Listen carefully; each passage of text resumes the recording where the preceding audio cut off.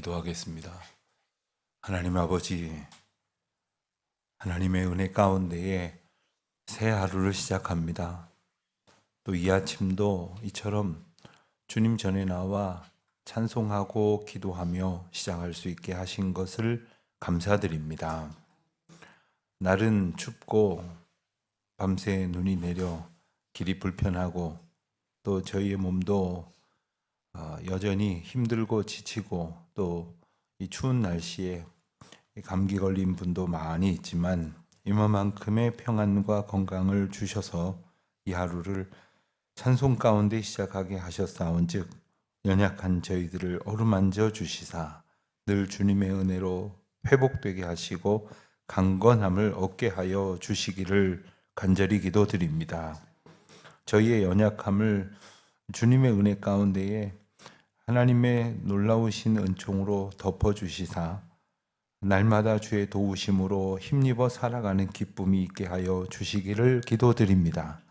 시간이 지나고 세월이 흐르면서 저희 연수가 더하여질 때마다 저희들은 이전보다 더 약해지기도 하고 또 힘겨워지기도 할 것이겠습니다마는 하나님께서 그와 같은 섭리 가운데에서도 저희의 믿음을 더욱 굳건히 붙들어 주실 줄 믿사오니 주여 믿음 위에 믿음을 덧입혀 주시기를 간절히 기도드립니다.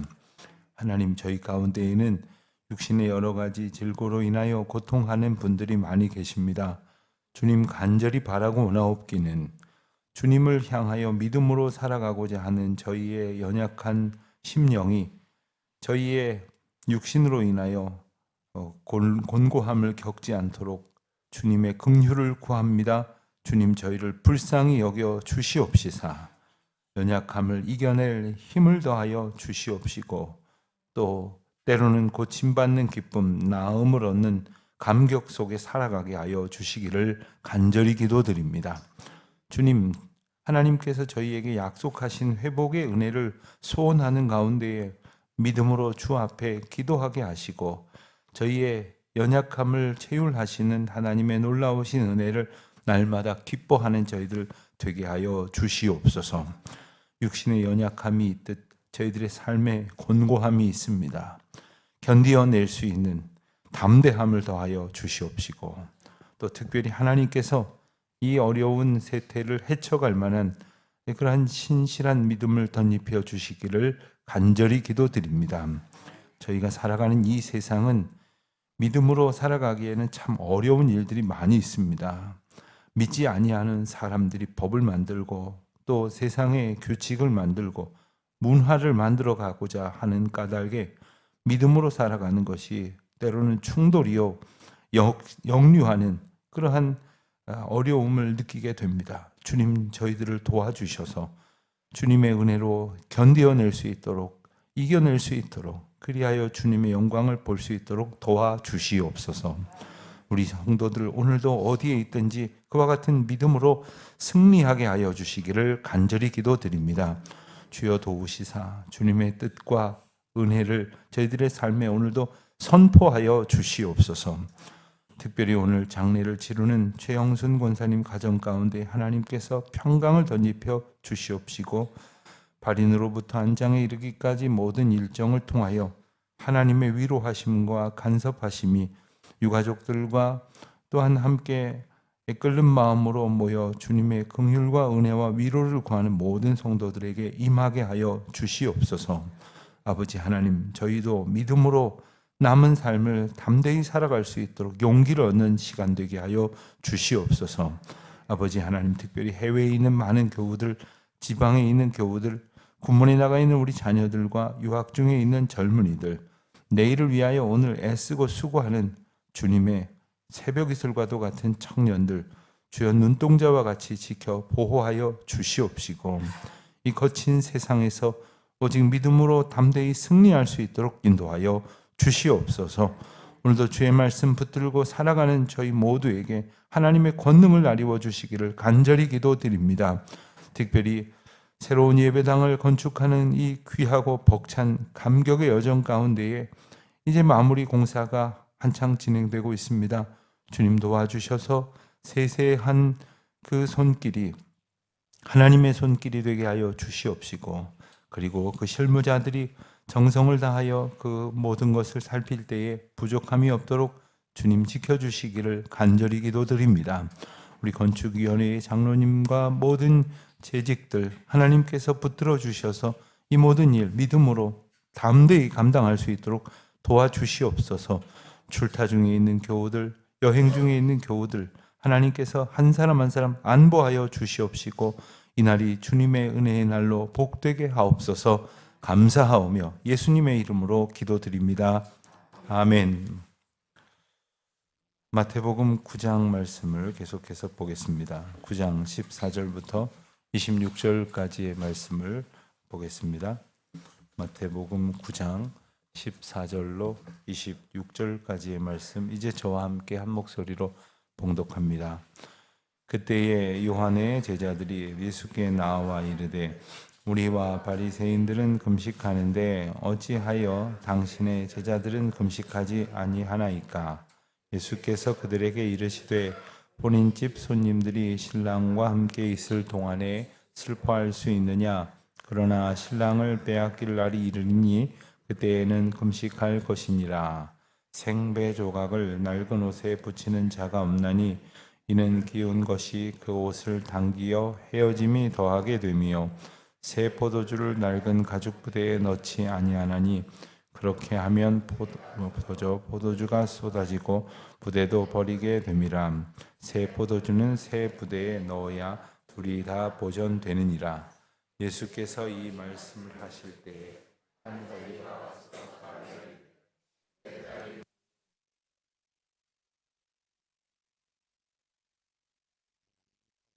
하니 예수께서 일어나 따라가심에 제자들도 가더니 12해 동안이나 혈루증을 앓던 여자가 예수의 뒤로 와서 그 겉옷가를 만지니 이는 제 마음에 그 겉옷만 만져도 구원을 받겠다 함이라.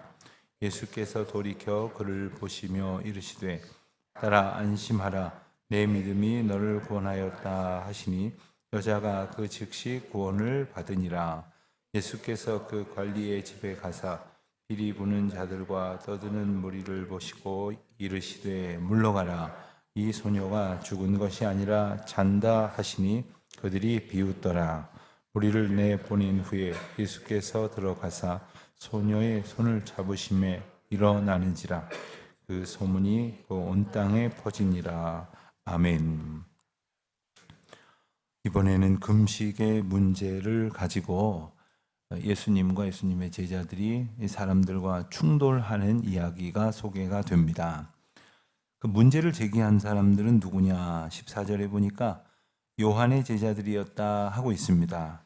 그러면서 하는 말이 우리와 바리새인들은 금식하는데 어찌하여 당신의 제자들은 금식하지 않느냐 하는 겁니다. 자, 예수님과 예수님의 제자들에게 문제를 제기한 내용은 금식에 관한 것이고, 그리고 문제를 제기한 사람들은 요한의 제자들과 요한의 제자들의 지금껏 우호적 관계가 아니었던 바리새인들이었습니다. 세례 요한의 메시지를 선포하면서 독사의 자식들아 하면서 일갈했던 대상이 바로 대표적인 대상이 바로 바리새인들이었습니다. 형식적인 믿음의 대명사라고 일컬어졌던 바리새인들, 그들을 향하여 엄히 꾸짖었던 메시지가 바로 세례 요한으로부터 시작이 되었습니다. 그러니까 요한의 제자들과 바리새인들은 한 묶음이 될 수 없었던 사람입니다만은 지금 한 통속이 되었습니다. 바로 금식 때문에 예수님의 제자들과 다르다라고 하는 생각으로 이 주제를 가지고 충돌하게 된 것입니다. 가만히 보면 이 세상의 악의 속성이 어떠냐 하면 자기들끼리 싸우다가도 영적 전쟁 앞에서 이렇게 연합하고 연대하는 것을 보게 됩니다. 멀리 갈 것도 없습니다. 우리가 그 뉴스를 보면, 정치권의 뉴스를 보면 어제까지 막 싸우던 사람들이 오늘 손을 잡고 같이 손을 번쩍 들었다 내렸다 해가면서 이런 모습을 볼 때가 있습니다. 어떤 목적을 가지고 이제 이합집산 혹은 연대와 갈등을 반복하는 모습들을 보면서 정말로 우리가 추구해야 될 진리와 그리고 진실은 무엇인가, 그리고 무엇보다도 우리가 마음 가운데에 결코 포기하지 말아야 될 참된 가치는 무엇인가를 생각해 보게 됩니다. 그들이 붙들었던 것은 바로 금식이라고 하는 것인데 금식의 내용은 사라지고 형식만 남았습니다. 그렇다면 정말로 예수님의 제자들은 금식하지 않았느냐? 아마도 당대의 율법 가운데 보면 이 대속죄일로 일컬어지는 며칠 동안의 금식을 안 한 것으로 보여지지는 않습니다. 만약에 그랬다고 한다면 그건 정말 율법적으로 더 큰 문제가 될 수도 있기 때문에 그렇습니다. 아마도 본문에서는 바리새인들이 일주일에 2번씩 금식하던 자기들 나름대로의 습관을 따라서 이 일을 문제 삼았던 것이라고 할 수가 있겠습니다.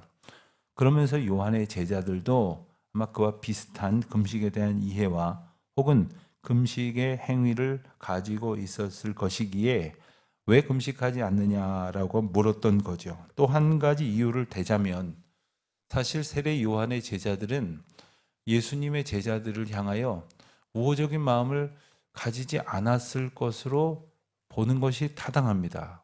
왜냐하면 예수님이 세례 요한에게 세례를 받고 그리고 점점 더 사람들이 예수님에게로 몰려갔을 때 세례 요한의 제자들이 세례 요한에게 와서 선생님, 저 사람은 선생님에게 세례를 받던 사람이 아닙니까? 그런데 왜 저 사람에게로 사람들이 몰려갑니까? 다시 말하면 선생님이 더 위 아닙니까? 우리가 오리지널이지 않습니까? 뭐 이런 식으로 이야기를 했었죠. 그때 세례 요한이 말했습니다. 그는 흥하여야겠고 나는 쇠하여야 하리라. 그는 오히려 구원의 길을 이루어야 할 것이기에 나는 그의 신들매도 감당치 못할 것이다. 이런 이야기를 했던 것입니다. 그럼에도 불구하고 세례 요한 곁에 있었던 제자들이 예수님을 똑같은 마음으로 이렇게 흠모했을 것으로 보여지지는 않습니다. 또 게다가 이 세 복음서를 종합해서 연구해 보면 오늘 이 본문의 시점은 아마도 세례 요한이 투옥돼 있었던 시점으로 봐야 할 것입니다. 그러니까 자기의 스승은 지금 감옥에 갇혀 있는데 같이 좀 슬퍼해주고 그리고 같이 이 문제에 대해서 연대하고 투쟁해주는 것이 아니라 이제 남들도 하는 바리새인조차도 하는 금식을 하지 않으면서 바로 앞절에 뭐가 나왔습니까? 마태의 집에서 세리와 죄인들을 불러 모아놓고 잔치를 베풀고 있었던 것, 용납할 수가 없었던 것이기에 이런 문제 제기를 했던 겁니다. 그러면서 그들이 놓치고 있었던 의미가 있었습니다. 바로 그것을 15절 이하에서 예수님이 이렇게 말씀을 하십니다. 혼인집 손님들이 신랑과 함께 있을 동안에 슬퍼할 수 있느냐? 지금 상황을 혼인집으로 비유를 합니다. 그러니까 신랑은 바로 예수님이고 그리고 혼인 잔치집은 예수님과 제자들과 함께 모여 있는 그러한 형편을 말하는 것입니다. 예수님이 함께 계심으로 즉 구원의 역사가 이제 하나님의 은혜 가운데 주어진 상황에서 슬퍼할 일이 아니라는 것입니다. 그리고 이 구원의 감격을 감사하며 노래해야 할 때다라는 것입니다. 그러면 정작 금식할 때는 언제냐? 바로 신랑을 빼앗길 날이 이를 것이니. 그러니까 지금 예수님께서 여기 와 계시지만 예수님이 떠나실 날이, 빼앗길 날이, 즉 빼앗긴다는 것은 사람들의 의지와 상관없이, 사람들의 계획이나 의도와 상관없이 예수님이 다시 그들에게서 떠나가실 날이 있을 것이다 라는 말씀을 하시는 것입니다. 그런 의미에서 보면 오늘 본문은 복음서에 나와 있는 첫 번째 순환 예고의 말씀이다, 이렇게 말할 수가 있겠습니다. 그러면서 다시 한 가지 비유를 들으시기를 16절에 보면 생배 조각을 낡은 옷에 붙이는 자가 없나니, 바로 새 술은 새 부대라고 일컬어지는 그 비유의 말씀을 하십니다. 옷감을 비유로, 또한 포도주와 새 부대를 비유로 새 것을 헌 것에 담았을 때 그 헌 것의 형식이 새 것을 담지 못함으로 인하여 모든 것이 파괴되어지고 만다, 다 소실되고 만다 하는 겁니다. 우리의 몸은, 우리의 마음은, 우리의 삶은 세상에서 헌 것이었습니다. 그러나 새로운 생명의 주인이신 예수 그리스도가 우리 가운데 임하실 때에 그 낡은 형식을 가지고는 그 예수 그리스도의 구원의 역사를 우리가 온전히 얻을 수가 없는 겁니다. 그러니 우리의 형식을 다 깨뜨리고 오늘 주님께서 허락하시는 은혜의 그 모습을 우리가 은혜의 그릇으로 또 은혜의 부대로 또 은혜의 새 천으로 받아야 한다는 말씀을 우리에게 일컬어 주시는 것이죠. 신앙생활을 하면서도 오래도록 버리지 못하는 습관들이 있습니다.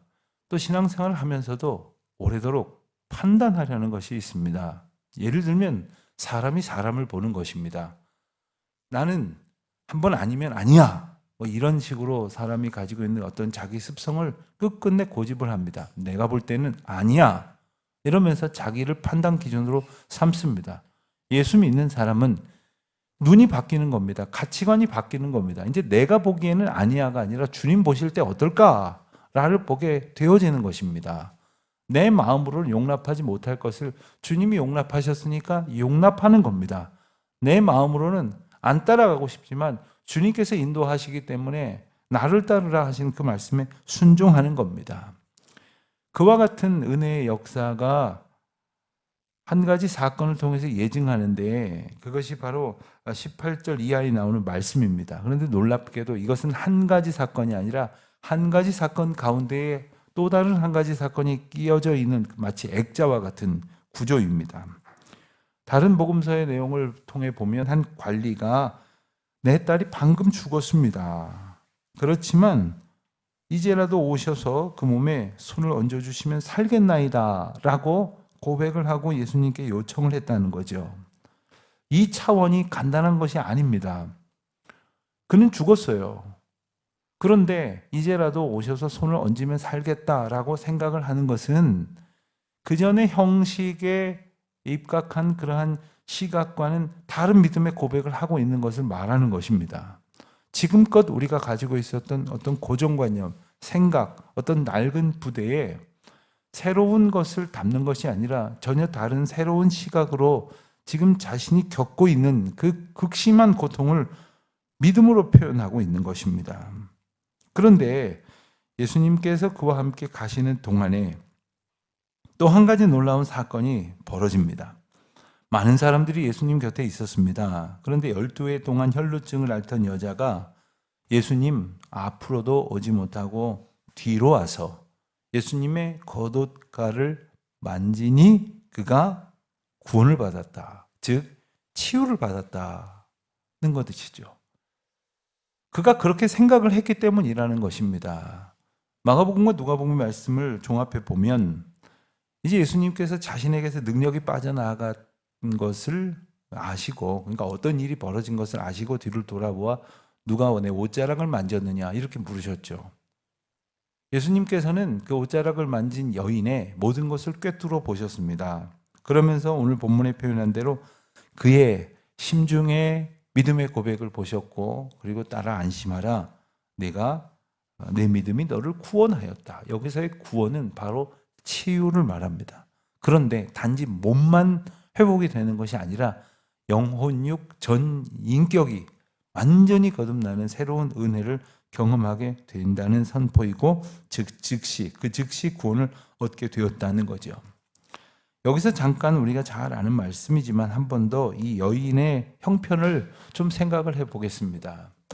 우선 그는 여인이었습니다. 당대의 여인은 함부로 이렇게 사람들 앞에 막 나설 수 있는 분위기가 아니었습니다. 게다가 예수님 주변에는 대부분 남자들이 모여들었고 여인들은 그저 멀찌감치해서 따라가는 그러한 구조였습니다. 많은 여인들이 예수님의 십자가 앞에까지 여인들이 따라갔던 것처럼 예수님을 따르고 그 믿음의 길에 동행하고 수종 들었지만 이렇게 가까이에서 따라갈 수 있는 분위기가 못 됐단 말입니다. 그런데 이 여인이 그 자신이 가지고 있는 이른바 삼중의 장애물을 뚫고 예수님 곁으로 다가가고 있습니다. 그 한 가지는 무엇이었을까요? 이미 12해 동안이나 병을 앓고 있었습니다. 그러니까 12해 동안이나 병을 앓으면 어느 심정이 되느냐? 아예 자포자기하고 이건 고쳐질 수가 없다 이렇게 생각이 들고, 그리고 몸만 상하는 것이 아니라 마음도 얼마나 힘들어질런지 우리 상상조차 못할 것입니다. 그런데 그 여인이 앓고 있는 병이 뭐냐면 혈루증이라는 거예요. 혈루증. 어떤 경우에는요, 우리가 누군가에게 나 이렇게 어디가 아프다 기도 좀 해다오 라고 말할 수 있는 것도 있지만 그럴 수 없는 것도 참 많습니다. 기도 제목이 어떤 육신의 질병뿐만 아니라 가정사에 어떤 문제가 있을 수 있고 자신의 삶에 혹은 주변에 있는 사람들과의 관계 때문에 기도의 제목이 있을 수 있는데, 그래도 구역 식구들한테나 혹은 이웃에게 이렇게 말하고 같이 기도해다고 할 수 있다면 그건 그나마 참 다행입니다. 목회를 하다 보면 말도 못하는 일들이 얼마나 많은지 모릅니다. 겨우 용기를 내야 담임 목사에게도 그제서야 말을 할 수 있을까 하는 그런 일들도 참 많이 있습니다. 이 여인의 혈루증은 어쩌면 그보다 훨씬 더 극심한 자신의 어려운 형편을 대변하는 것입니다. 누구에게도 말할 수 없는, 그리고 그 병 자체가 부정한 것입니다. 그러니까 혈루증을 앓고 있는 사람이라는 것을 알면 그 주변에 있는 모든 사람들이 부정하다고 배척할 수밖에 없는 그런 형편에 자신을 둘러싸고 있는 장애물을 스스로 깨뜨리기가 얼마나 어려웠겠습니까? 또 한 가지 생각을 해볼 수 있는 것은 그 당시의 상황이 수많은 인파로 둘러싸여 있다는 것입니다. 그러니까 그것을 해치고 간다고 하는 것이 어쩌면 나의 형편을 이 사람들이 알고 있는 것은 아닐까? 내가 혹시 혈루증이라는 것을 사람들이 알고 있는 건 아닐까? 내가 얼마나 지금 부정한 사람이라고 배척을 받게 될까 하는 그 두려움에도 불구하고 그는 오직 한 가지, 겉옷만 만져도 구원을 얻겠다라는 그 마음의 소원을 가졌던 것이고, 이것이 바로 믿음이었던 것입니다. 예수님을 바라만 보아도, 믿기만 해도, 예수 이름을 부르기만 해도, 예수 그리스도를 우리 마음에 소원하기만 해도 주님이 우리를 구원하실 거다라는 그 믿음을 우리에게 요구하시는 것입니다. 하나님께서 오늘도 그 이름을 우리에게 주셨습니다. 그 생명의 이름을 우리에게 약속하셨습니다. 예수님께서는 그 길을 계속해서 가셨습니다. 그랬더니 23절 이하에 보는 것처럼 그 집에 도착했을 때 그 아이가 이미 죽었고 상당한 시간이 흘렀을 것 아닙니까? 적지 않은 시간이 흘렀기 때문에 사람들은 그 소녀가 죽은 것을 기정사실화했습니다. 근데 예수님께서 조용하라고 그 상황을 진정시키신 이후에 이 소녀는 죽은 것이 아니라 잔다 이렇게 말을 합니다. 잔다. 사람들이 비웃었다고 했습니다. 왜 그렇습니까? 그들은 죽었다라고 생각하는 낡은 생각을 가지고 있었는데 잔다라고 말씀하시는 예수님의 새로운 시각을 받아들일 틀을 가지고 있지 않았습니다. 왜냐하면 그들은 믿음의 틀이 아니라 자신의 인식의 틀을 가지고 있었기 때문에 그렇습니다. 우리가 말씀 한 절을 읽고 설교 한 편을 듣고 그리고 잠시 묵상하는 시간을 갖더라도 낡은 틀을 가지고서는 새로운 은혜를 도무지 담을 수가 없습니다.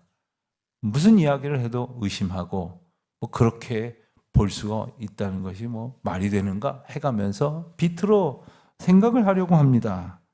잔다고 말씀하시는 예수님의 말씀을 예수님의 시각과 예수님의 주권을 기준으로 본다면 그런가요? 라고 물으면서라도 따라갈 터인데 아예 그것을 받아들이려고 하지 아니하는 이 강팍한 자신의 생각들을 기준 삼은 그 결과 비웃을 수밖에 없었던 것이죠.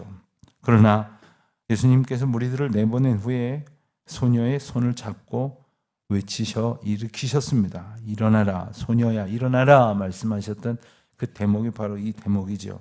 그리고 그 소녀는 일어났습니다. 다시 살아났습니다. 이 소문이 온 땅에 퍼지게 되었다고 하였습니다. 오늘 우리가 하나님의 은혜 가운데에 고침을 받게 하실 그 역사를 소원합니다. 또 그리고 하나님께서 하나님의 일을 이루시고자 하시면 얼마든지 고치실 수 있을 것이고 또 하나님의 일을 이루시기 위하여 그때를 미루실 수도 있을 것이고 그리고 고치지 않으실 수도 있으실 것입니다. 사도 바울을 통해서 수많은 역사가 일어났지만 정작 사도 바울을 붙드시는 하나님의 방법은 그의 몸에 가시를 두신 것입니다. 하나님께서 우리에게 이끄시는 그 방식은 하나님의 기준 되어지는 하나님의 일하심입니다.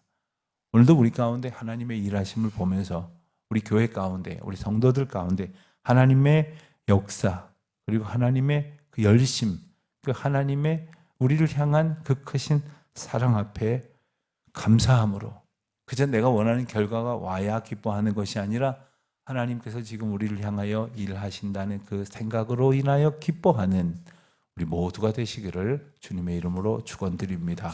기도하겠습니다. 하나님 아버지, 오늘도 저희들을 주님의 장중에 붙들어 주시옵시고 주님의 거룩한 역사를 이루어 주시옵소서. 하나님께서 베푸시는 그 능력으로 오늘도 회복시켜 주시옵소서. 낫게 하시는 하나님의 권능, 그 거룩한 은혜를 소원하오며 예수 그리스도의 이름으로 기도드립니다. 아멘. 하늘에 계신 우리 아버지, 아버지의 이름을 거룩하게 하시며 아버지의 나라가 오게 하시며 아버지의 뜻이 하늘에서와 같이 땅에서도 이루어지게 하소서. 오늘 우리에게 일용할 양식을 주시고 우리가 우리에게 잘못한 사람을 용서하여 준 것 같이 우리 죄를 용서하여 주시고 우리를 시험에 빠지지 않게 하시고 악에서 구하소서. 나라와 권능과 영광이 영원히 아버지의 것입니다. 아멘.